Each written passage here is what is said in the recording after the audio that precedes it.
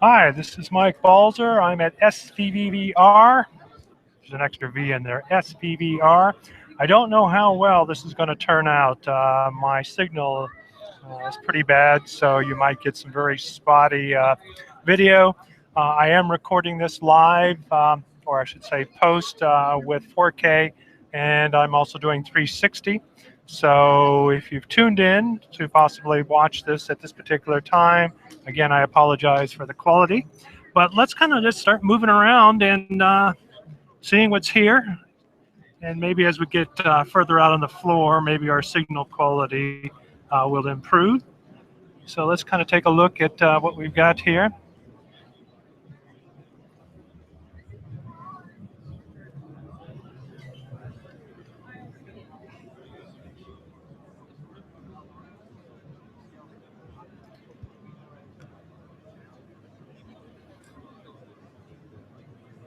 So again, very spotty.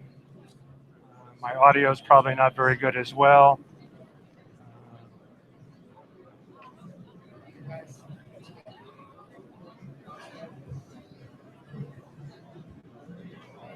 But like I said, I do have 4K, and I will be playing that.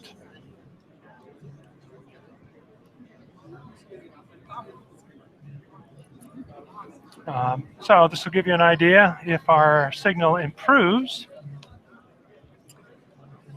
Obviously, let me see if I can get some adjunct service going on here.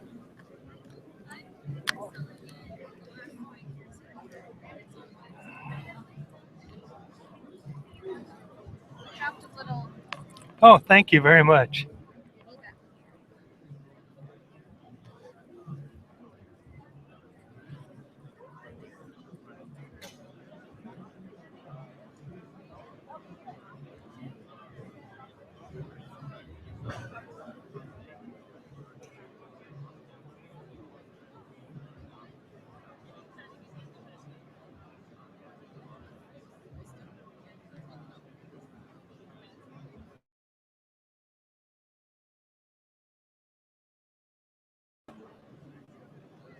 All right, well, let's kind of walk through and we'll see what's going on.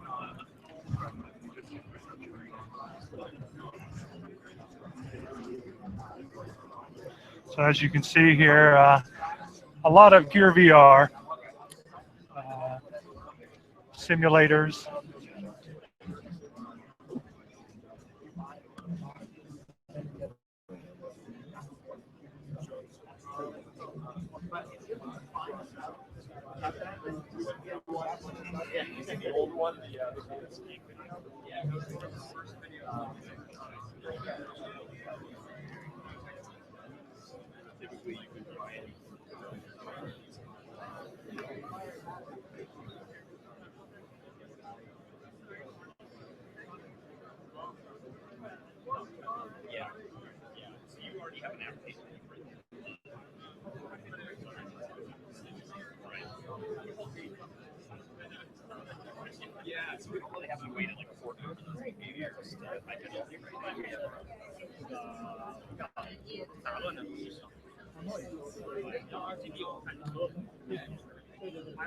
Hi.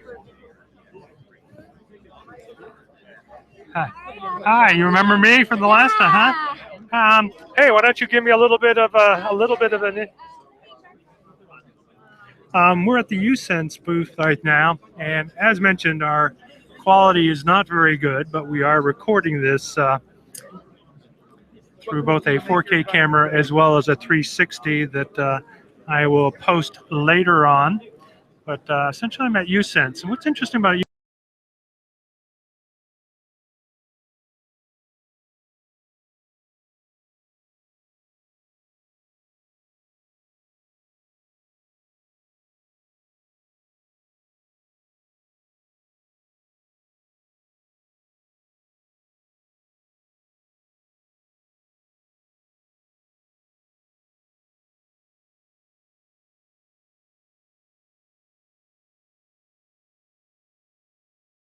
Rifle's pretty good in this room. It's 4 bars. well, not for doing continuous streaming. Oh yeah, no, it's wow, what a challenge for you. Yeah, well, I've actually done this at CES and a few other places, and I've never had this kind of issue. Yeah, I like so, your rig. You seem to know what you're doing here. I've done it a few times. I have a lot of post-recording as well, so if I don't catch it live, the cool thing is we are live. So I'll tell you what, take my microphone Sure. and go ahead and stand in front of, this is the camera that's in play right now. The middle one? Sure, and then Okay. just bring it up about 2 or 3 inches to your mouth. So hi, you are working with uSense? I am, yeah. My name is Mark Morrison. I'm the Business Development Marketing and Sales Director, Corporate Director, and we're here thanks to all thing 3D, right? That's You all, correct. okay, so we're uSense. We're a Silicon Valley startup, and we started in 2013, and we're showing today some of our technology that's coming out to market this summer. We're producing and creating software that works with specific hardware for tracking the hand in VR and AR, as well as position tracking, where I'm at inside of my experience, whether it's VR or AR. So we're actually combining AR and VR together. Okay, so I'm a little bit familiar with the process, but in your particular case, you're using two stereo cameras, correct, in order to provide that 3D information, that depth information. Is that correct? Correct. There is a combination of computer vision, sensor input, as well as software and some AI, some deep learning in the software. And so what we're doing is we're producing tools within the development workflow supporting Unity 3D, Java, and C++ developers with a set of hardware, the cameras, stereo RGB for the AR component, sensing depth and SLAM, as well as for the hand tracking, we use infrared cameras. Right now, we're supporting and targeting mobile developers and mobile end users because we think there's a lot of value there, giving a more natural, immersive experience using our technology in AR, VR. So I noticed you have a unit on the left. Is that the actual unit there? Yeah. So this is a unit that we kickstarted in spring of 2015. We call it the Impression Pi, and of course, nothing existed. So we had to build something in order to prove it out. And at this point now, we've attracted enough partnerships and are working with partners who make hardware to embed what you're seeing here is infrared cameras and lights. So this is the hand tracking model. Okay. And inside of this, a phone would fit. Okay, so we use the phone adjunct for display and processing. And as the phones get more processing power and higher fidelity in all ways, we're able to actually give the developer the tools they Go want ahead to and bring it up a little bit. Good, thank you. Yeah.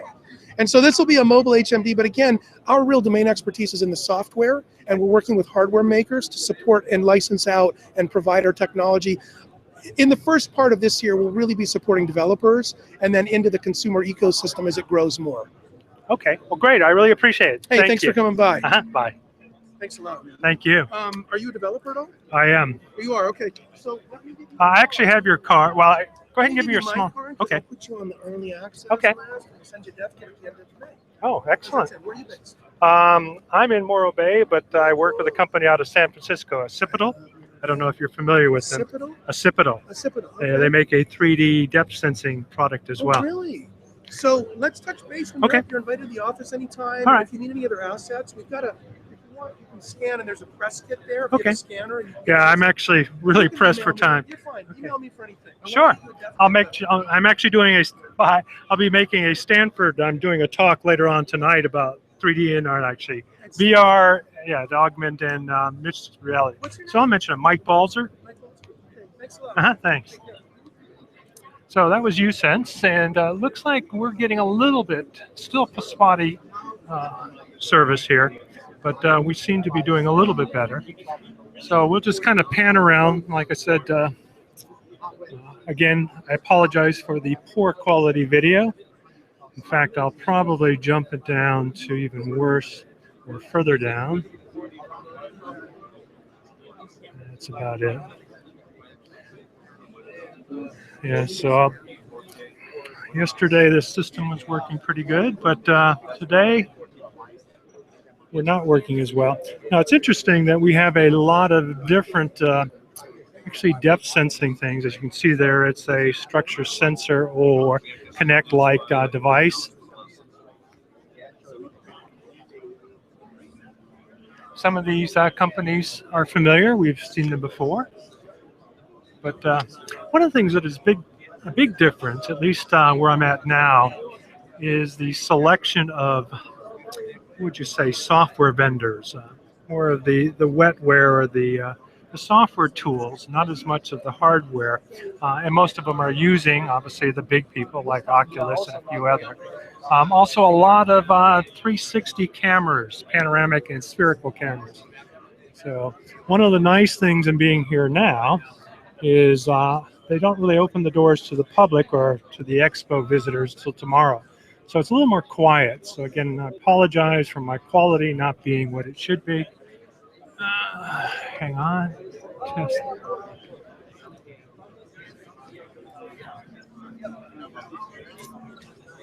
Let me ask you one thing. Sure. What is this? It's a spherical camera.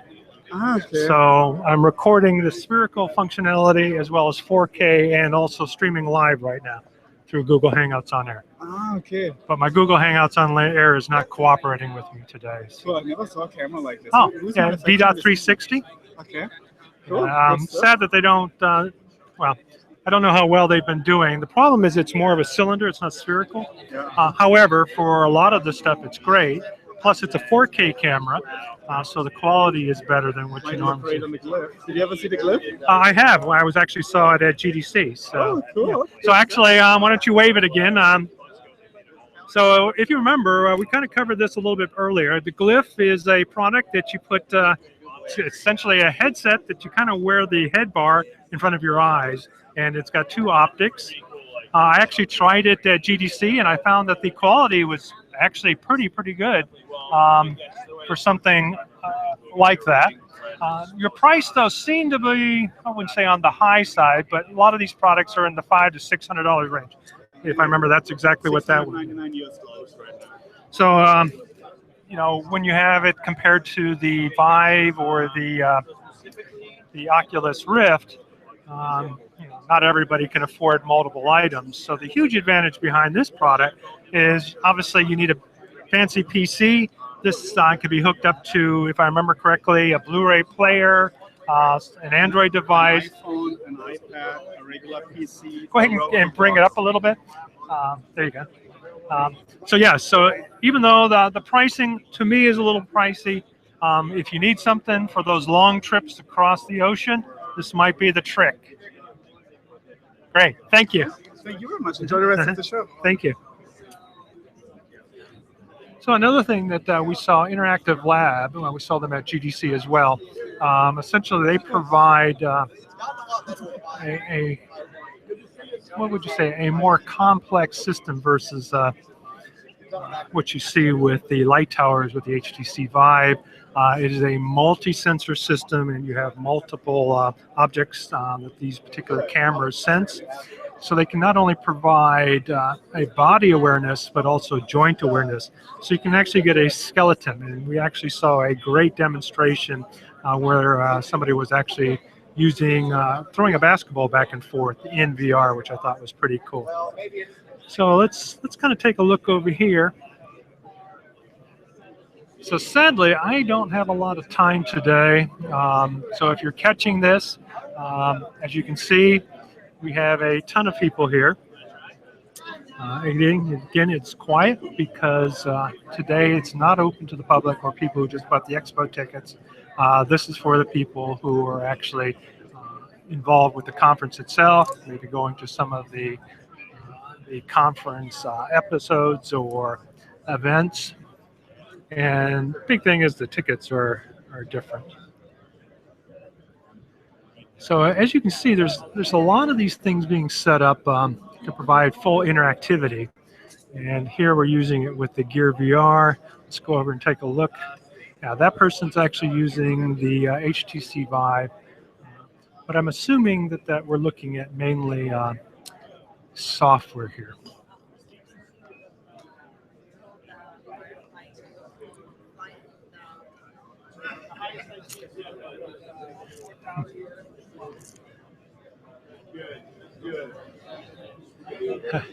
That's kind of funny.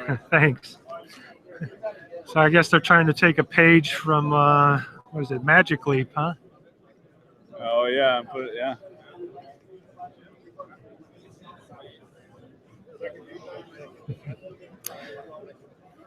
So this is the Infinideck. So I think I've read about this. This Are you part of this booth? I am. Okay. I'm partnered with them. Okay. So if I remember correctly, this is some type of a infinite platform that you can walk and move around. Is that That's right. correct? This is the real world holodeck. Okay. Omnidirectional system. So it goes two directions, and then the combination of those lets you go absolutely anywhere. The boom behind him is a control arm, and as he walks forward, it'll actually move the platform so that it stays centered. So the sensors are built into both the platform and the arm itself. Is that how it knows? Just the arm. Just the arm? Okay. Yeah, the bottom is just two conveyor belts that move. Okay. So there's no sensors there to determine velocity or anything like that? Oh, that's all coming from the CG, from the center of Oh, gravity. okay. Interesting. Yeah.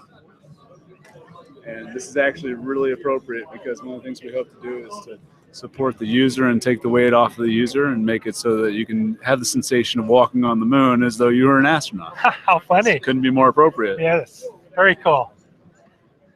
Very cool. Well, I'll say it now. As you're probably aware of, that whatever his name was got on stage at TED in a spacesuit. So maybe that'll be your next step. Hate to say that you one giant step. One giant step.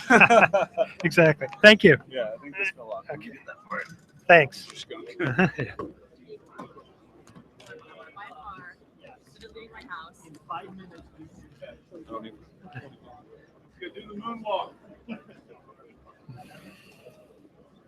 So as mentioned, it's an extremely interesting product. Here we're actually seeing him actually use it. Seems like the experience might be a little bit uncomfortable or awkward. He doesn't seem to have sure footing.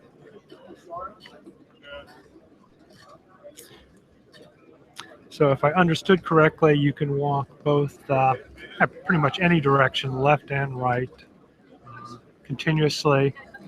And the support strap also provides as they mentioned, angular motion and center of gravity. So there isn't any sensors actually in the pad itself. So it'll be interesting of how they actually determine speed and velocity. But as you mentioned, by measuring the center of gravity, he's able to detect that. All right, well, let's keep moving on. Very good shape. Well, thank you. Thank you. Thank you. And it is used for what? Oh, right now.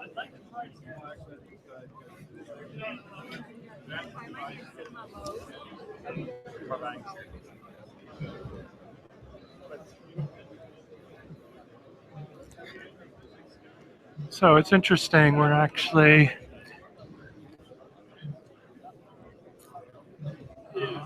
well, like I said, it's pretty quiet. Mainly a lot of people who've been in the show before. Probably have a better indication of the number of people when we hit all back in June. But like I said, it's quiet today because this isn't the actual day they've opened up to the people who just bought the Expo tickets. This is for people who are actually attending some of the conference meetings and sessions. So that's why it's a little bit quiet. So more than likely this will pick up tomorrow.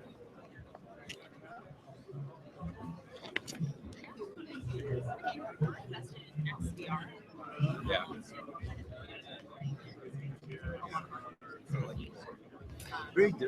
So as mentioned, there seems to be a lot of both streaming and live 360 and spherical video, as you can see here. Pleasure is all mine, buddy. Take care. Enjoy. It's kind of interesting after attending GDC and now this. I don't see obviously the budgets that you had at GDC. Doesn't mean that some of these items aren't going to be fantastic in any form.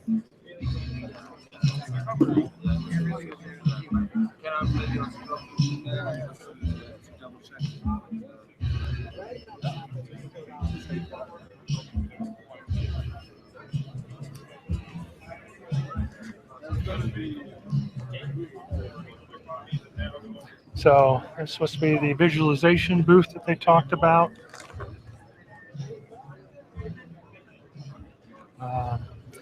think this can be used by. But notice the number of trackers in this. So this will be the experience booth. And look who I've got here. As I mentioned, I was going to take and visit and see if Amir is here so he can kind of tell me. I don't have much time, but I would like to get a few words from him. And maybe he can let us know when they're actually going to be shipping this unit. As you know, I've kind of taken a stance if they don't have something delivered by the end of this month, and we're 3 days away from that, or at least a ship date, I was going to file a class action suit. So let's see if we can find Amir. Doesn't appear to.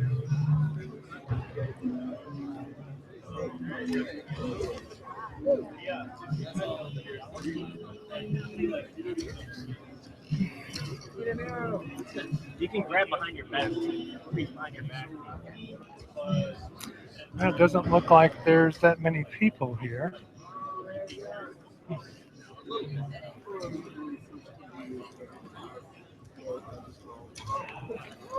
Hey guys, how are you? Good. Pretty good. Okay. Yourself? Did Amir make it here today? He should have been here by now. He said he'd be here at 2:30 Okay. and it's 3:20. Well, sadly, I was hoping to have a little bit of an interview with him. I've actually got to get going. Just tell him that Mike Balzer came by, and yeah, and you know, one of the things that I obviously myself and many of my audience members and backers on Kickstarter want to know is if we're finally going to ship this thing. So I know he was going to make an announcement, and I gave him the Most of opportunity to reason hear. why he's not here probably is because he's still working on the update with Steve. Okay. Well, that's good to hear that something's happening. So great. I will be busy today, and if not today, tomorrow. Okay. So can you mention anything about that? I haven't even gotten to see it myself. Okay. All right. So they've got something working out with Steam. Is that what I heard correctly? Steve. Steam? Steve. Oh, Steve. It's a guy. Okay. Not a company. The other guy at the company. Yes, I mean, okay. All right. So there really hasn't been any announcement yet on what's actually going to happen As with far as this. I know, no one told me that we posted the announcement, but we do have it being worked on. I can look myself. Okay. All right. Well, I appreciate it. Thank you. Oh, you're very welcome.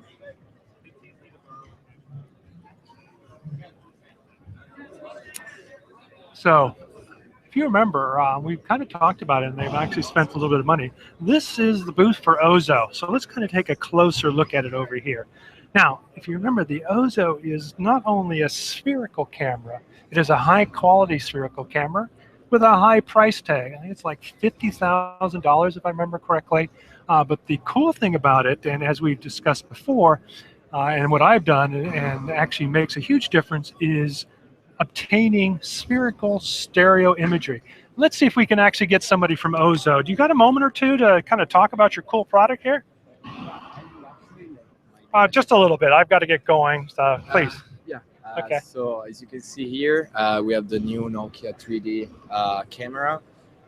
Bring it up to your mouth a little bit. Comes with 8 lenses, 195-degree field view per lens, 2K per 2K resolution per eye, 8 microphones, 360 degrees surrounded sound, 30 frames second, 9.3 pounds, and 45 minutes wireless recording. It's a new in this kind of camera generation, linking 3D with VR experience. So this is stereospherical, correct? So you get full three-dimensionality. Unlike some of the other cameras out there that gives you spherical. Okay. Okay, Stuart, just because What's up? He's doing a great job, but No, doing a great but job. I was actually telling that my manager was much better, but he was in a rush. So I was just, yeah, I've actually got to I get was going. If you wouldn't actually mind. sharing some yeah. feature, but Stuart. Right. So we've heard a lot about this camera. Plus, Yeah. and one of the you know, I've worked a little bit in this as a developer, and obviously I've got a VDOT 360, so I have some experience with it. Right. Obviously, there's a big price tag with it, but with that big price tag, you get extreme quality, as mentioned here, 2K per eye, and more Yeah. importantly, 2K per eye because it's stereo Right. spherical, meaning probably an up-down from system, Yeah. top or what do they call it, upper lower frames, 30 frames per second. Let's see. Other than that, what else can you add to it? Well, one of the things you'll notice immediately about the camera is the shape. So Correct. most cameras are basically based around a rig concept, and you put cameras around the periphery of that. This camera is inherently designed as a spherical device. So you can almost look at it and say, that looks a little bit like a face, and that will be a very good analogy. So the distance between those lenses you see on the surface of the camera, as an example, is about the same distance as between the pupils of our eyes. So it's kind of mimicking the way that we as humans see the world. And yes, it is natively stereoscopic. And because of that interocular distance being about the same as humans, the degree of stereo is about the same as we see natively as well. And then also embedded around the periphery are 8 microphones. So what we're picking up is a complete 360 degree. We're picking up a complete 360 degree sound field. So the base notion of the camera is it sees the world and hears the world like we do as humans. So therefore, when we deliver that to the viewers, the HMD viewing devices, we're giving the brain a very consistent set of data that it's expecting to see if it were there. And that's the whole genesis of telepresence, where I'm taking you from where you are now, and I'm transporting you to an alternative location that you couldn't otherwise go to for reasons such as cost, restriction, safety, health, a whole bunch of reasons. So that's the first point about the camera. The other thing about it is it's really the first camera that respects professional workflows. As a simple example, if I was shooting a movie and somebody said, oh, by the way, I'm taking your viewfinder away, then most directors would go like, oh, no, I don't think we're doing that. But this is the first VR camera that actually has an on-set viewing capability. It can be either done on a flat panel screen, or in this case, behind me, we have an HMD. So I could actually right now put that on, and I could be looking around, and I could visualize exactly how the set is. I can either do that live, or if I record the data, I can play back what has been recorded. So anytime you're doing scripted content, you'd like to know if the last take is a good take, and if it is, move on, or if it isn't, go back and do it again. Because the last thing that we want to do is come back 3 days later and do a reshoot, or get into post 2 weeks later and find out that the story isn't going to work because the shot's not good. Yep. Those are deal breakers when you're in the professional content creation business. Okay. Well, sorry, I've got a tight schedule today, so I appreciate your time. Yeah, I've always wanted, hopefully I'll get a chance to see that. Are you going to be at all as well? We're a lot of different trade shows, but I'm Okay. not familiar with that particular Well, hopefully one. I'll have more time then to actually put it on and take a look at it. I'm looking to upgrade a little bit myself, but it's a little bit steeper price tag, but Yeah. you get what you pay for, right? Yeah, often you do. That's true. All right, well, thank you very much.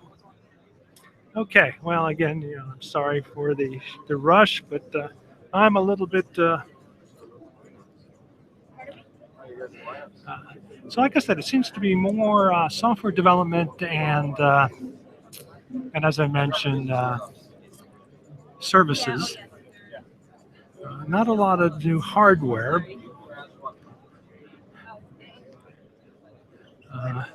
Even the Oculus is far from what they had at the previous. So it's kind of more of a hometown type appearance. If you remember at GDC, we had large presentations. And there's a little Theta camera. Still looking at possibly getting one.